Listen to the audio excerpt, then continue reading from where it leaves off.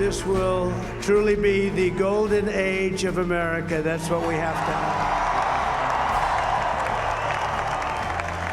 have. This is a magnificent victory for the American people that will allow us to make America great again.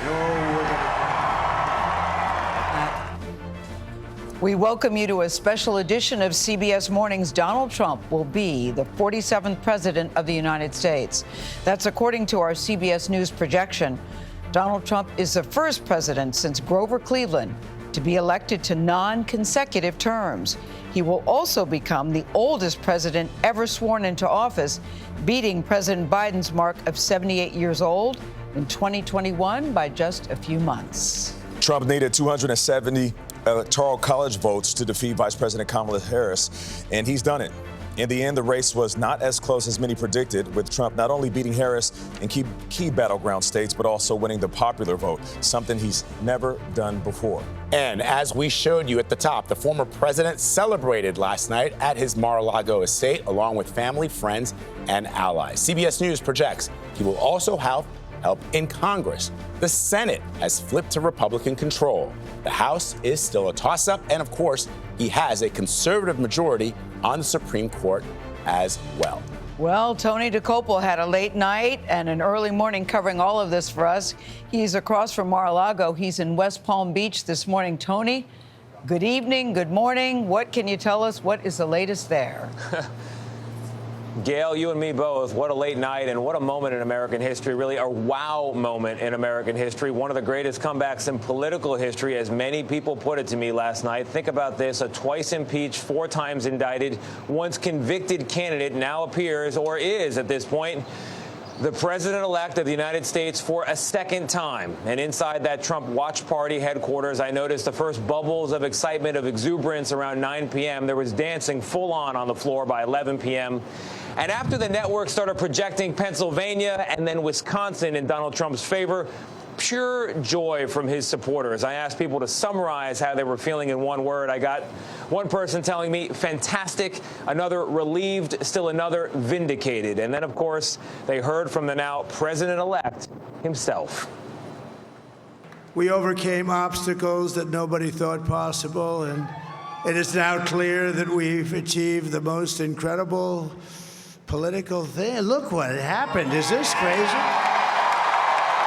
Donald John Trump addressed his supporters just before 2:30 this morning, emerging to a huge round of applause after a night that seemed to break his way early and often.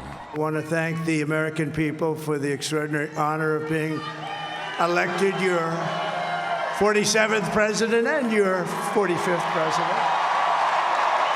I think that we just witnessed the greatest political comeback in the history of the United States of America. Likely Vice President to be J.D. Vance promised that this political comeback for the ages would now become an economic comeback for America. Trump's crowd of watch night faithful included the CEO of the Ultimate Fighting Championship, Dana White, who called the apparent victory karmic vindication. This is what happens when the machine comes after you.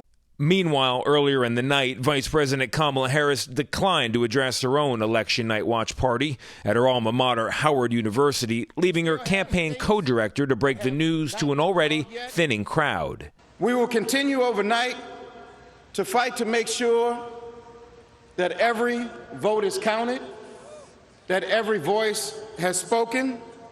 So you won't hear from the Vice President tonight. A night that began with cautious optimism curdled into something else entirely after Harris was projected to lose key battleground states like North Carolina and Georgia. Donald J. Trump has an insurmountable lead. Georgia, where Secretary of State Brad Raffensperger called the race for Trump before 11 p.m., even as the former president still faces felony charges there for his alleged attempts to overturn Georgia's 2020 results. That is one of several now uncertain cases against Trump, including federal charges tied to his alleged efforts to block certification of the last presidential election. As for what now, well, he said he would fire the special counsel leading that investigation. He's also promised the mass expulsion of undocumented immigrants. On day one, I will launch the largest deportation program of criminals in American history. plus stepped up tariffs on foreign countries, and a public health-related cabinet role for former third-party candidate Robert F. Kennedy Jr., a figure known for his anti-vaccine rhetoric.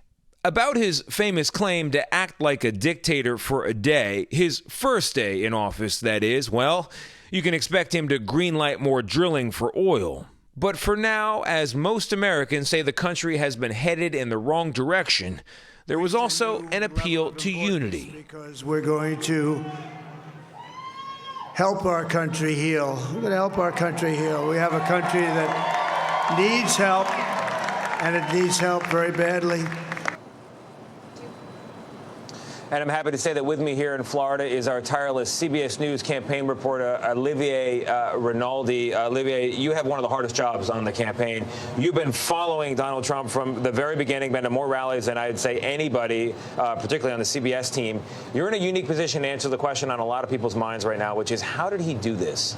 Well, they pulled this off with their signature ground game. This is something that started back in Iowa, and it's different than anything we had seen before. The Trump campaign had really deputized people that were their super fans. These were Trump loyalists. These were people that were volunteers that essentially were tasked with going door to door within their communities. And if they reached 10 voters and were able to get them to turn out for Trump, they were given a reward, whether that be a T-shirt, whether that be a hat. The next tier that they would then, if they got 24 voters, they would get expedited entry into a rally. If they got 45 voters, they would get a specific hat, a Trump team captain hat. I would see those when I would go to separate rallies all across the country, these signature white hats. So by doing that, they were really able to tap into local communities using people they know were Trump faithful voters. And by that, they were able to get to those low propensity voters, people that wouldn't typically turn out in a normal election, but able to really galvanize that vote, get them to turn out. And that's where you see that rural vote really, really skyrocketing in this election. Olivia, I knew the election was going in a direction that was positive for Donald Trump when you told me that you were hearing from inside the campaign and they were looking at the exit polls, quote, gleefully. It certainly ended up that way for him last night. And thank you so much for your work this campaign season. You can now rest, I can say.